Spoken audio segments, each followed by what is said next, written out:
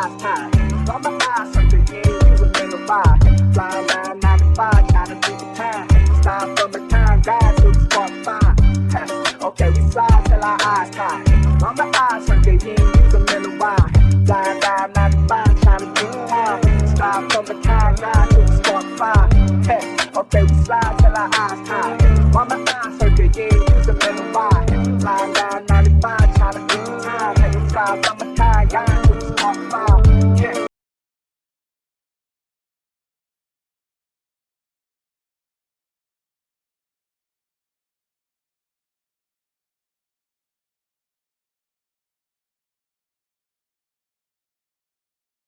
For God's sake, why don't you give more power?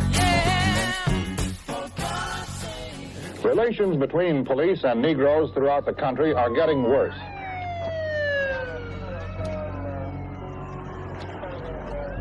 One of the cities most troubled by animosity between police and Negroes is Oakland, California.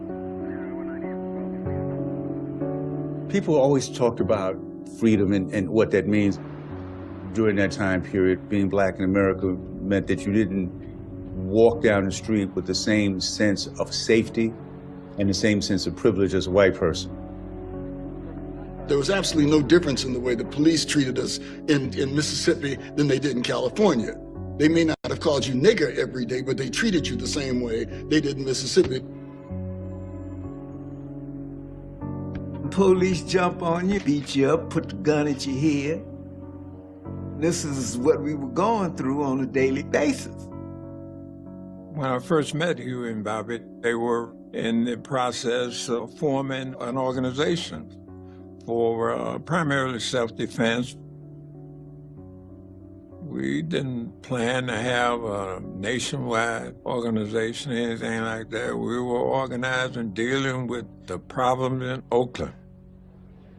We use the Black Panther as our symbol because of the nature of a panther. A panther doesn't strike anyone, but when he's assailed upon, that he'll back up first. But if the aggressor continues, then he'll strike out. Huey had studied the law in Oakland at that particular time. Anyone could carry a firearm who did not have a felony conviction at the time. The firearm could not be concealed. It had to be in the open.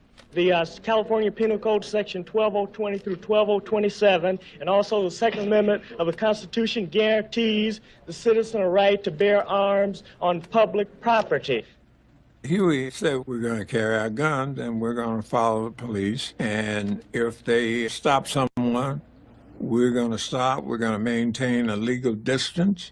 And we're going to observe these so-called law officers in the performance of their duties.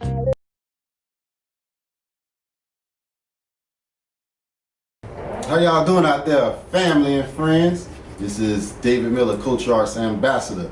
We here for the second episode, part 1 of A Black Agenda. Yes. So if you never knew what you was gonna do, we got something for you. And I'm here with the boy, Brother Royce, one time for your mind, oh. And yo, without further ado, we finna get straight into it. We already talked about it. We got a lot of people pandering for the black vote. So we gonna discuss today a black agenda. And the thing we wanna talk about today, one of the key points on the black agenda is police reform. So to change the laws, you gotta first know the laws. And the most pertinent thing right now in the time of police brutality is gun law. Gun law, gun law, gun law. So I am both an unarmed and armed security guard, and specifically I'm a security guard over children, so I take my job very seriously. So during the 28-hour gun course class, I learned a lot of very interesting laws that I think will be very pertinent to what we are going through in the black community today. We gotta learn how to play chess. To know how to play chess, you gotta know the laws. So let's get right into it. What we're seeing is police brutality against blacks, and the argument of every case that we're going through is deadly force.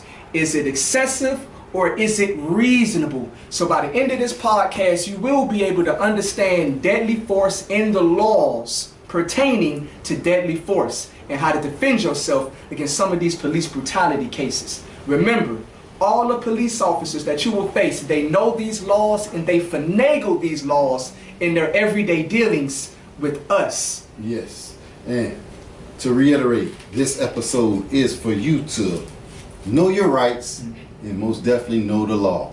So one serious thing about what we're dealing with in our culture and in our community is guns. Yes. They're trying to buy back the guns. Is that the answer to stop violence? I don't know if guns kill people. I think people kill people. But right now, you're getting ready to have a short lesson on how to defend yourself legally. Yes. Okay. First thing to note, the prosecutors, it is not their job to prove you innocent. It is their job to prove you guilty. They get paid on convictions. Okay, so it is your responsibility to know the gun laws pertaining to your state. So I am from Florida. Florida has the most common gun laws across the board. So let's use Florida gun law as an example. But you need to study the gun laws to your state. So beginning, let's break it down very simple. What is deadly force? Okay, deadly force as defined by the Florida gun law. Okay, number one, deadly force is a last resort after all measures have been exhausted. Okay, so we see a lot of police officers using deadly force, and the question is, has all other measures of containment been exhausted? Or, as Malcolm X said when the police pulled up to the temple and began shooting at the people in the temple, are these police officers getting out of the cars with their guns smoking? So we're going to break this down point for point. We have it right here. Would you like to add anything, Mr. Davis? I just want to say deadly force is serious. That is in defense. Yes. There is no deadly force offense. Yes. All right, so you don't say, I think I'm going outside to get somebody today, and I'm going to use deadly force when I do it. Yes. You're going to jail, and you're probably going to get the death sentences on top of that. Yes. What I really want to say really fast, know the laws, because the laws can be on your side, but as we mentioned, the law enforcer is not on your side. Right. So in the case of something called open gun carry, my people out there who open gun carry, we have historically been able to do that with the Black Panther movement. Right. But all I want to say about open gun carry, they're going to classify you, okay? And they are scared. They meaning the system. Yep. So know that there's a title created for you if you're aggressive. So they're going to call you a black identity extremist. So know your gun laws. Know your laws, and you will be able to carry your weapon in these states of Florida, Texas, Arizona. You can carry it. But yeah, do your research of the Black Panther Party as well. Do a little research on them, because they did set a lot of national and federal standards. They'll never tell you that in American history, but they set those standards for welfare and all that. But now, back to guarding yourself against an opposer. Yes. Why must you know the law? Because you have to understand that going into the court, the law is already on the police officer side, the prosecutor side. You have to know that going in. As a matter of fact, whether public defender or whatever, prosecutor and defender, they both work for the judge, not for you. So you are a ball in the basketball game, and you have to know the laws. Okay, so deadly force. Okay, the thing with deadly force, whether it is excessive or not, is whether it is two words, justifiable or reasonable. Now we'll get into reasonable first, but the word is justifiable. Remember that word, justifiable. Deadly force is, as stated in the pertaining to the book, to defend against imminent threat of death or great bodily harm. Okay? Deadly force is justified to defend against an imminent threat of death or bodily harm. You know what? I see the plot. I know it's a plot. Man, I just hate a liar and a thief. I'm law. I'm justice. That's a justifiable cause. Law is supposed to protect the citizens, but these streets ain't changing. Crooks, dudes all over your girl like it's something to do. Police brutality, they ain't changing. They just ain't changing. These streets ain't changing. I hate. So, justifiable. In what cases is it justifiable to use deadly force? We have some of those cases highlighted here. And some of these you know, some of these you may not know. Okay?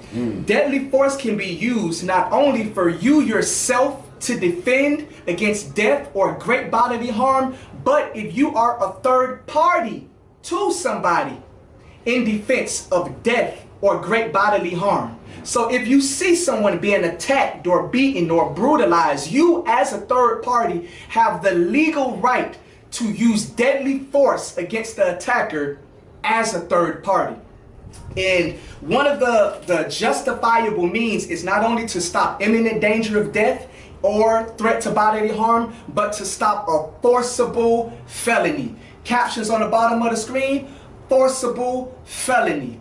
What are some of the forcible felonies in which you are legally able to use deadly force? Well, murder, of course, manslaughter, of course, but some of the ones you may not know, sexual battery. In other words, rape.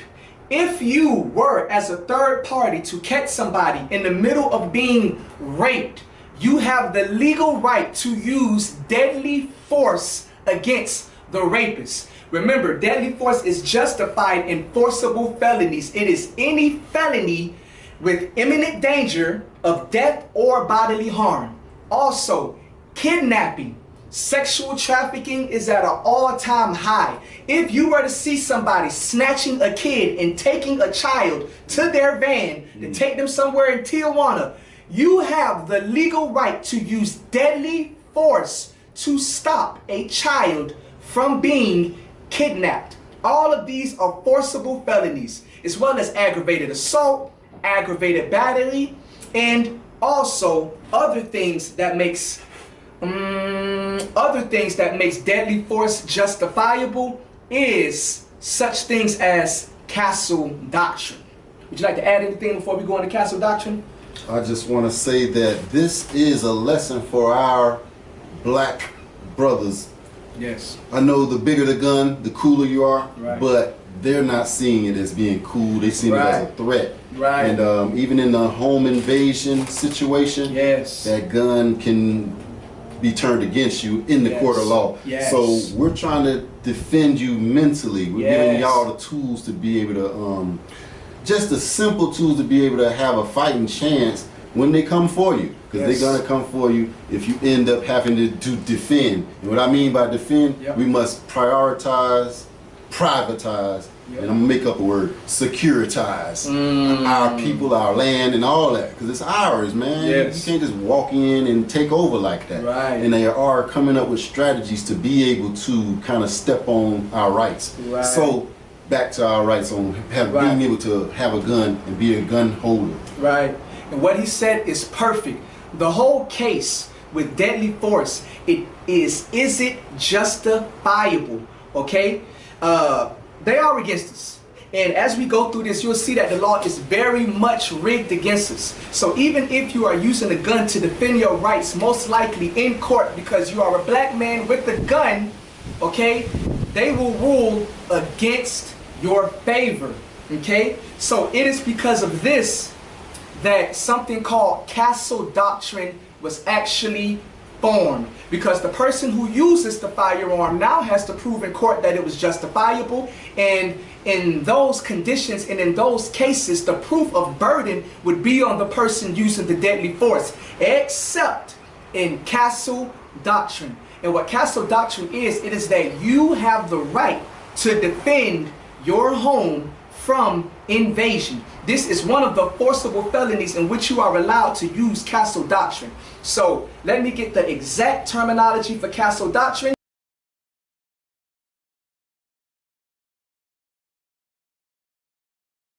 Hi, everyone. My name is Ruby Lenora Green, running for Broward County Public Defender. I am out here in the city of Sunrise. Just to let you know about the criminal justice system, we service three aspects. There's the state attorney's office, the judicial system, which consists of judges, and us, public defenders, and we represent those who are indigent. I will be the first woman in the history of Broward County to have ever been a public defender, and I will be the first woman of color in the history of the state of Florida to be public defender. We have to talk about history here.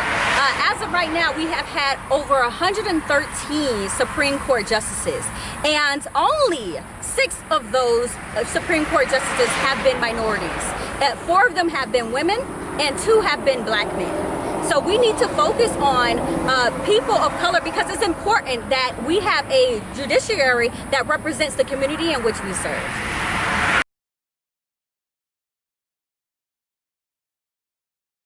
As you know, we are in Black August, and Black August is a time where we dedicate and we teach people about the Black revolutions and the people who have passed away in these Black revolutions to get us where we are today.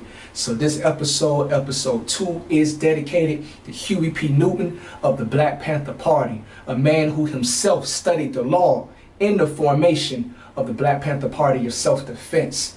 And in part 2 of episode 2, we are going to go more into what we touched on just a little bit at the end of this one, Castle Doctrine. So the precise terminology and the precise definition for Castle Doctrine is right here. Keep going. So Castle Doctrine pretty much says that you have the legal right to defend your domicile from forcible entry.